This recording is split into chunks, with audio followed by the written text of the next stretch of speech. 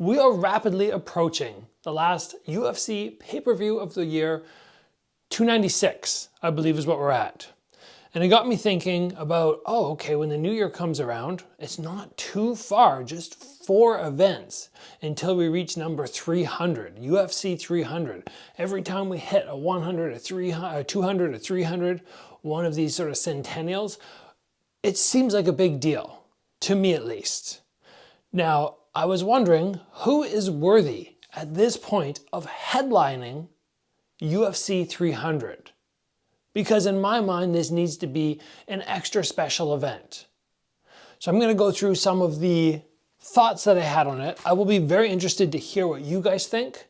I will say, however, though, that UFC 100 and UFC 200, and I believe I watched both of them, they were a bit of a letdown. Maybe not in terms of how the fights actually played out, but the matchmaking and the fights, or the degree of fights, the level of fights that I was expecting. I always expect the best of the best for these big events. The ones where I go, wow, this has to be something special, whether it's, something around Cinco de Mayo or in the summer when UFC has their big July week, whatever it is, you expect them to go above and beyond. And it doesn't always happen. It's a bit of a disappointment, but I was still thinking, who's worthy of headlining this event? And if so, what matches would I like to see? Obviously, you would love to see a title fight for the main event, another title fight, and then a couple big, maybe title fight eliminators. That's just in my mind. But a lot of guys I've heard are actually already booked. People like Sean O'Malley, who, could be on this card, could be a big draw, but he's already booked. He's fighting on maybe UFC 298 or 299, I'm not sure which one. Anyway, these are the thoughts I've had so far about who is worthy of headlining an event like this. And you might disagree with me, but that's what the comments are for. So first off, we got to mention McGregor, because everybody's been speculating on his return. It keeps getting postponed, keeps getting delayed, and a part of me wonders if they've just been waiting for this event to come. Is he worthy of headlining this card when it's been so long since he's been in there, a long time since he's won, a long time since he's won since a high-level person, even longer time since he was champion? I don't really think he is worthy of headlining it. Could he though? Absolutely. Who does he need to fight though?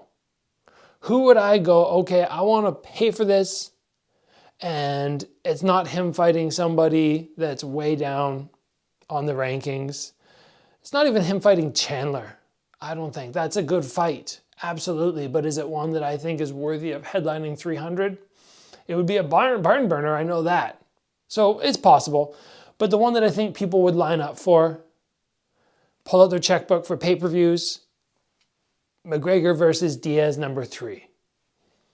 It's kind of irrelevant at this point, this fight, because they're not both top tier UFC fighters right now, but people would still be interested.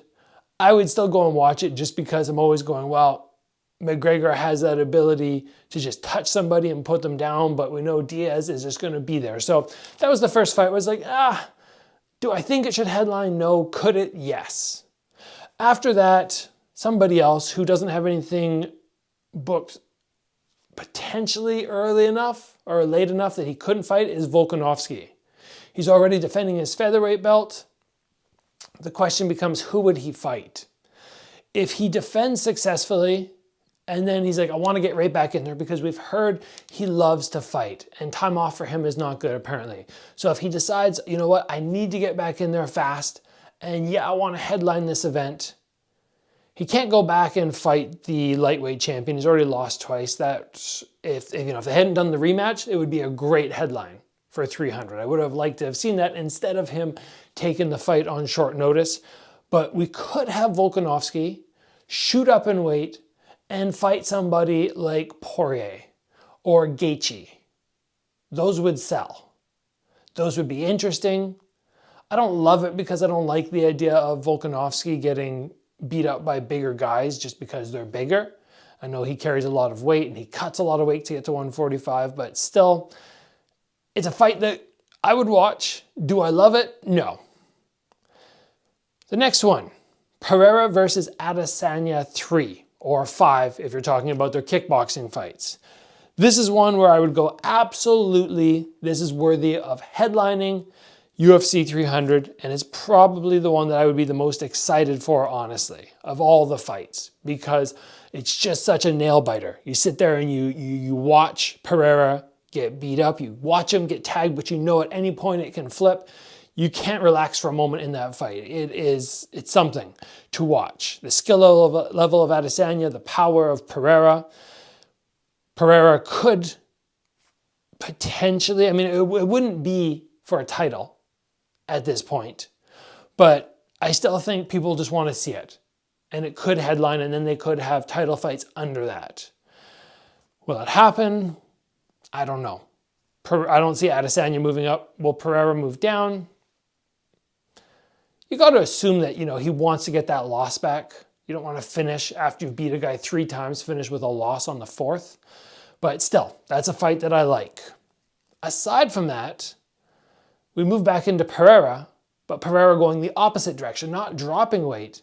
Imagine how crazy it would be if he moved up in weight. The first potential fighter to go for 3 titles. He could fight Jones. I mean, John Jones versus Pereira would be crazy. I don't think Pereira is going to win that fight at all, but it would be interesting.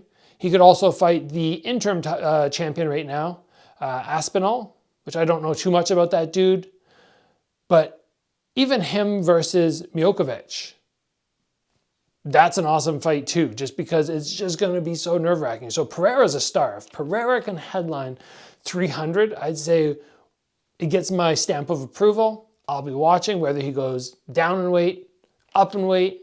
If he stays at his weight class and defends against Hill, I think that's the guy who was the champion and then vacated, I'll still watch that, but I won't be like running there. In terms of what would I like to see for a 300, I think there's always some massive fights to be made, but overall, I remember on the last ones, 100 and 200, being like, man, you just don't have enough super fights. Brock Lesnar was on both of them, I believe, but I was never a big fan of Brock Lesnar. Great athlete, 100%, but in terms of his striking skills, which is what I'm looking for generally, he was lacking there, in my opinion.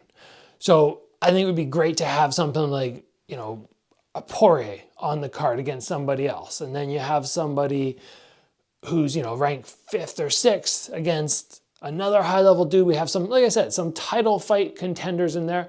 And then we move into a whole bunch of title fights. Maybe 3 of them for UFC 300.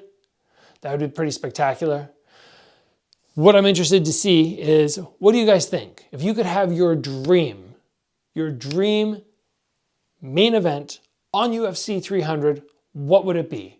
Or if you want a different question, who is the one person that is worthy of headlining this massive card? If somebody said to you, one fighter that has to be on this card, it has to be featured around them, go. 5-6 years ago, you would have said McGregor. Then there was a point where you would have gone Adesanya. At this point, who do you think that is? I just wanted to share my thoughts with you on the upcoming UFC 300, which will probably happen sometime in spring 2024. Let's call it there, guys. Thanks for joining me today.